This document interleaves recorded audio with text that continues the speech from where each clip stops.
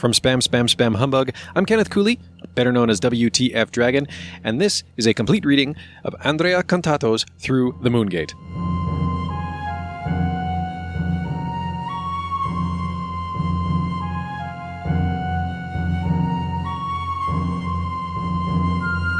Chapter 16, Ultima 4, Quest of the Avatar. In a sense, the game grew up with its audience. Hertz JC, Joystick Nation, 1997. All the information is available. You just have to dig it out. So expect to spend quite some time with this epic. It's a major undertaking. Scorpia, Review of Ultima 4, Computer Gaming World, January-February 1986. Before the release of Ultima 3, Richard Garriott had already started working on his next Ultima, which would be a revolution for CRPGs. The game engine for it would change so much over the course of its 2-year development that it carried little resemblance to Exodus, despite the clear legacy. During development, Richard took several opportunities to explain some of the revolutionary innovations he intended to include in his new game. In an interview published shortly after the release of Exodus, he revealed that he was already working on the sequel, and that players would have to contend with a path to progress in 16 virtues, twice as many as in the final product. In the meantime, reading player feedback, Richard realized the extent of how much his work had been sifted through, and some particularly engaged players found meanings and messages that Richard had never inserted intentionally. Others went so far as to call him a satanic corrupter of the American youth, due to LeBay's cover art. Taking the feedback seriously, he incorporated changes. The setting would be more coherent, removing the sci-fi elements and expanding upon discrete cameos from his friends and collaborators, often with their SCA names, as a tribute for their support. To this point, Richard had written games mainly to test his ability as a programmer. The writing of each game focused on reworking the code and adding features that made it more streamlined and efficient. Just because there was space on the floppy disk, he added the space battle in Ultima, imagining that everyone likes to shoot down TIE fighters, between the rescue of a princess and the final clash with Mondane. After Ultima 3, however, something had changed. Richard asked himself, for the first time, what he would really want to include in his work. Fresh from his experience with the zealots who had branded him as a Satanist, he decided to free his work from any religious references to avoid further controversy. The initially conceived 16 virtues were replaced by a new model created specifically for the game. Richard introduced a new world, which reflected some continuity with the previous episodes in the series, that in the meantime had gathered a certain number of fans.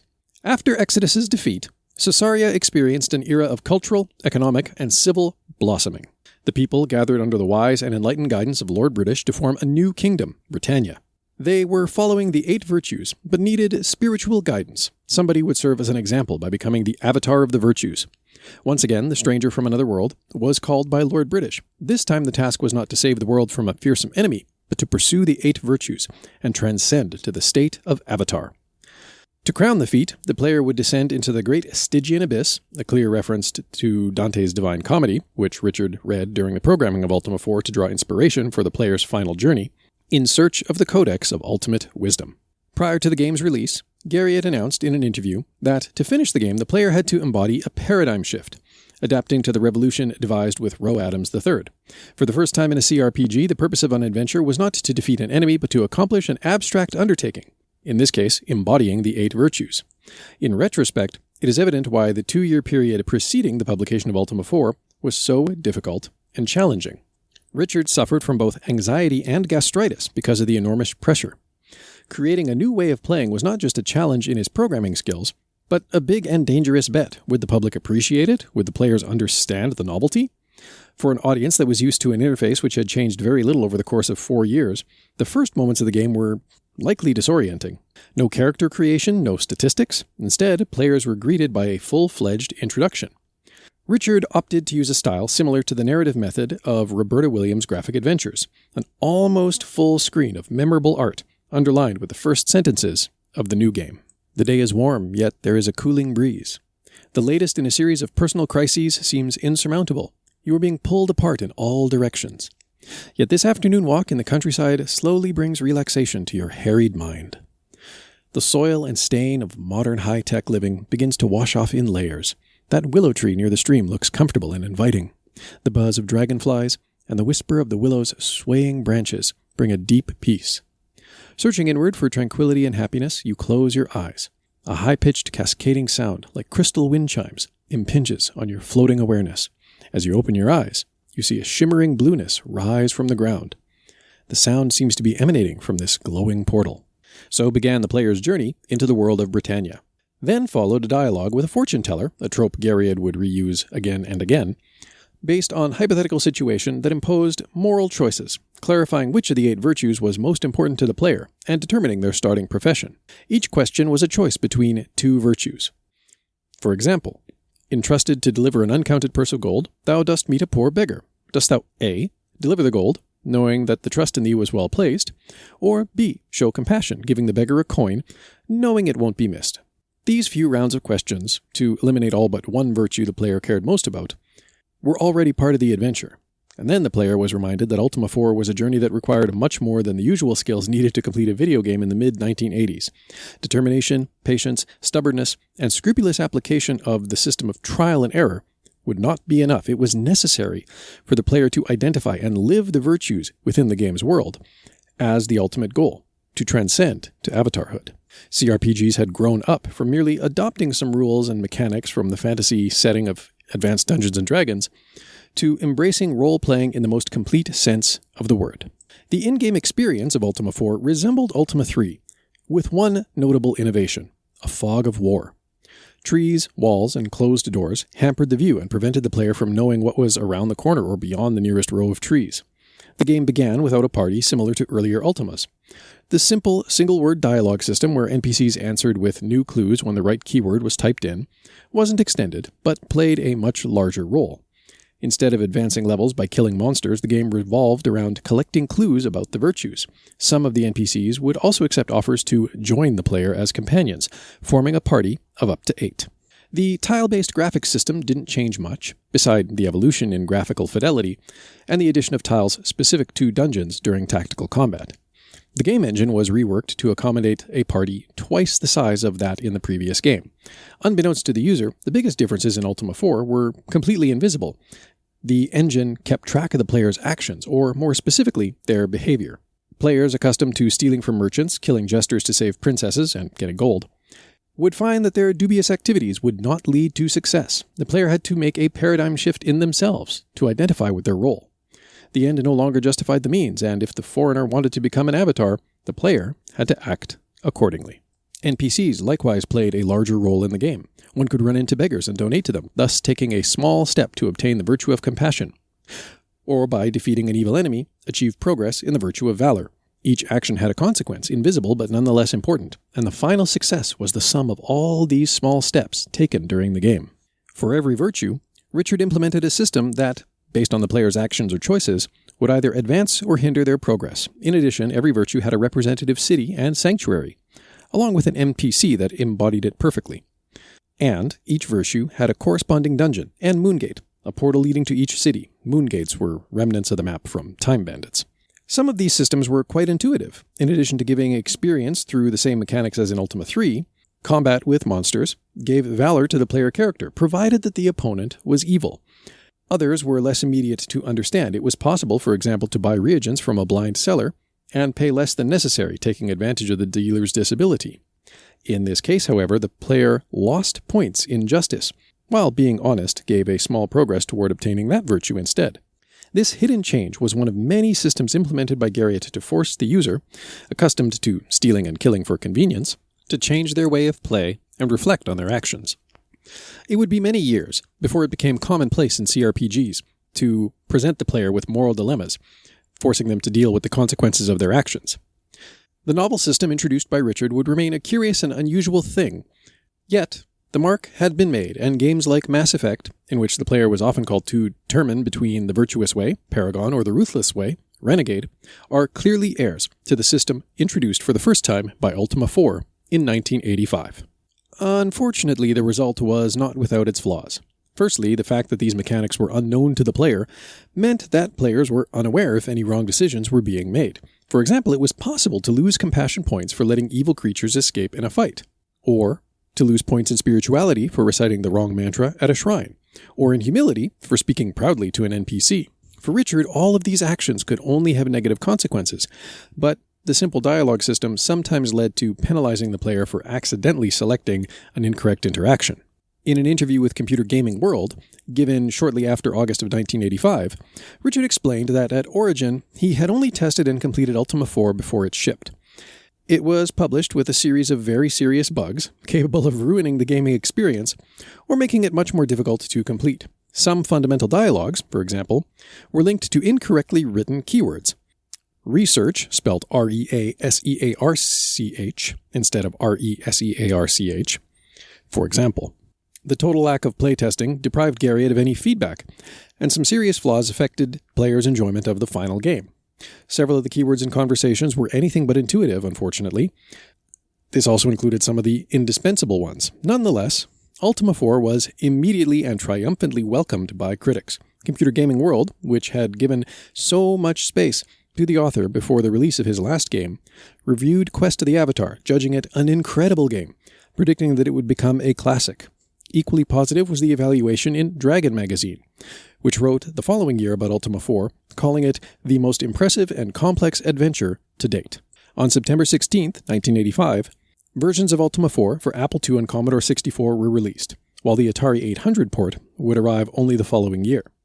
The PC version would not come out before 1987, as the platform did not use the MOS 6502 and required a complete re-implementation. This strong focus on the 10-year-old CPU would have serious consequences in the near future. Again, the Apple II enjoyed a soundtrack written by Ken Arnold, a composition of 9 tracks, some inspired or taken from Exodus. Designed for users with a Mockingbird, his music was also brought to the Commodore 64, but not the Atari 800 or PC, despite the latter enjoying the first commercial sound cards. On the other hand, the graphics were superior on PC thanks to the new EGA video cards that recently had become available. Some of the design errors in the game, it should be noted, were easier to circumvent. Shamino, Richard Garriott's other alter ego, together with 3 other NPCs, surround the Ankh of Spirituality, the symbol of the virtue of spirituality in the game, and prevent the player from approaching and interacting with it. The player could talk to Shamino and convince him to join the party, thus making space to approach the Ankh, but only if the main character was not a ranger. In this case, Shamino could not be recruited, and the player's only option was to attack one of the 4 NPCs, with serious consequences to valor, honor, and compassion. Despite these issues, the public again rewarded OSI with sales of over 300,000 units, giving them the coveted breath of fresh air needed to keep accounting in order until the completion of Ultima 4's inevitable sequel. The game was sold in a material-rich packaging. The box, with a cover by Denis Loubet, was accompanied by the usual fabric map depicting the world of Britannia, which will remain substantially unchanged in following chapters. The book, The History of Britannia, containing information on the game environment and professions, a bestiary of monsters, and a concluding note written by Lord British himself. The Book of Mystic Wisdom, describing 26 spells with their reagents and a metal pendant in the shape of an ankh, identical to what was given to the stranger during his search for the virtues. Richard Garriott was very satisfied with his work. It proved a CRPG could be deeper and more personal than other games like Wizardry, and the audience responded enthusiastically, although ultimately the implementation was rudimentary and didn't always work.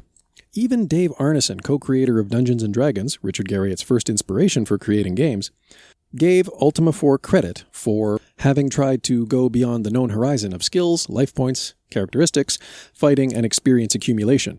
Arneson, however, had also correctly observed that Garriott's experiment remained an isolated phenomenon, an extravagance in the world of video games that would take many, many years before having a successor. Ultima 4's main competitor was not another sequel of a known behemoth in the world of CRPGs, but an unexpected newcomer, destined to become the head of a new dynasty. Released just 10 days before Quest of the Avatar, September 3rd, 1985, by Electronic Arts on behalf of Interplay, Tales of the Unknown, Volume 1 was intended to be the first chapter of a saga.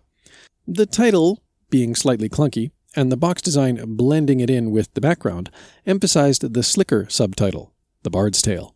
The creator, Michael Cranford, said this about the title. This particular class simply stood out the most during development because of the unique nature of the class and the musical aspect of the game, and we had a consultant who named the game after the Bard class. I didn't name the game, so the Bard became central because people at Interplay and EA loved it. The music also inspired the revised name of the game, I did not come up with a name. It was third-party consultant Roe Adams. Cranford had conceived and designed and programmed almost everything, receiving support from Lawrence Holland for the music, who would later make a career at LucasArts Entertainment Company directing major titles such as X-Wing and TIE Fighter, and from Brian Fargo, founder of Interplay, and producer of projects such as Wasteland, Star Trek 25th Anniversary, and Fallout, who designed some of the levels. Rebecca Ann Heineman, at the time Bill Heineman, known later for porting ID titles to the 3DO, such as Wolfenstein and Doom, wrote some of the data compression procedures. In addition to these, Roe Adams III had given a hand in design, earning him an accreditation for additional design.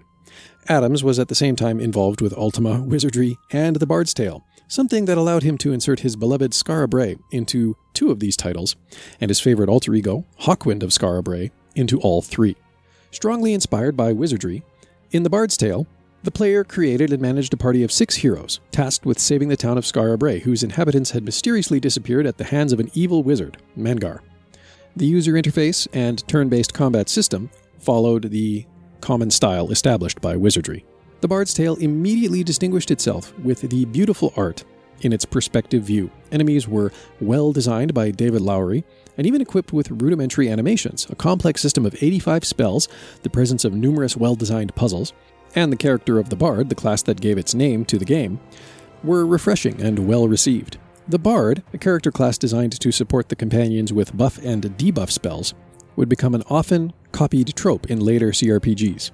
Though less innovative overall than Ultima 4, The Bard's Tale had much greater commercial success, selling 400,000 copies in total on numerous platforms, from Apple II to PC to the Commodore 64 to the ZX Spectrum.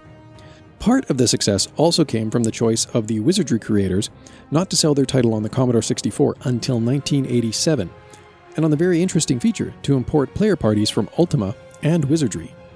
The star of The Bard's Tale was not destined to last, however. The second chapter, published only a year later in 1986, was less successful both commercially and critically.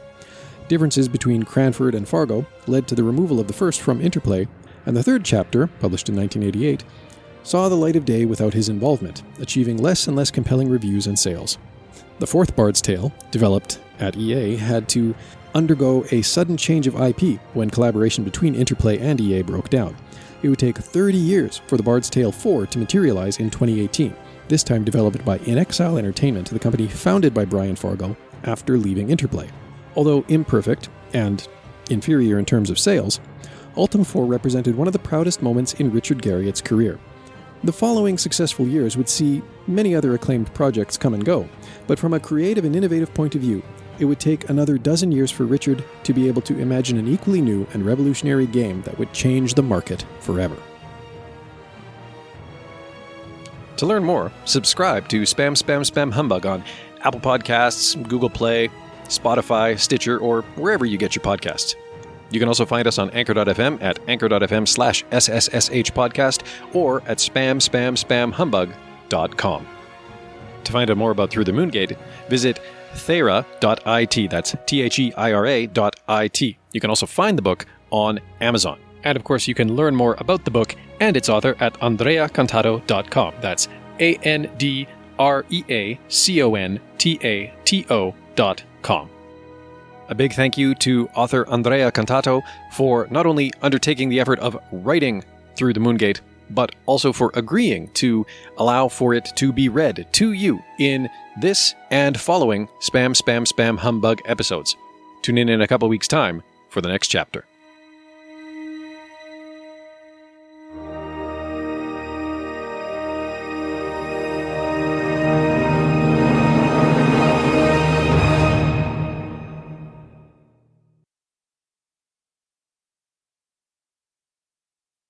I'm going to make some games and I'll show them to you when I'm done.